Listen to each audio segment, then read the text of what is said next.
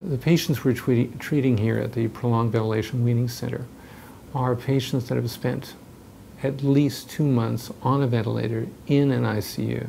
They are the sickest of sickest survivors of the ICU. They have a variety of diagnoses, and the longer that you are on a ventilator, the higher risk for you developing a complication of any sort, as well as dying. So the best treatment for being on a ventilator is to come off it as soon as possible. And it seems the use of less sedation and an environment which is more like a rehabilitation, nurturing, healing environment is much more therapeutic. I had a cancer operation.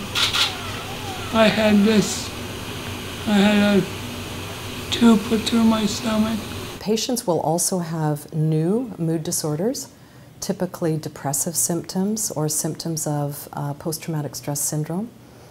Patients will also have neurocognitive dysfunction, typically related to a decrease in attention or concentration, difficulty in organization or multitasking, what we might refer to as executive dysfunction, sometimes difficulty with memory. I haven't cried once here, just thinking about going back out on my own, which I certainly am, because I like to do things the way I do it, right? Like, I don't ask for help. Kind of stubborn I am.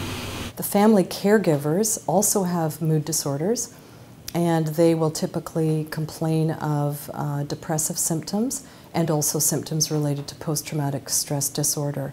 And because of the extreme stress they've been under, often in a very protracted way during the critical illness, many of them will go on to develop physical illness as well. And there is a literature on this, that the chronically stressed caregiver will develop or will be at increased risk for physical illness and an increased risk of death, actually. So these things are really very intimately linked. You know, I'm still having problems, but I shall overcome.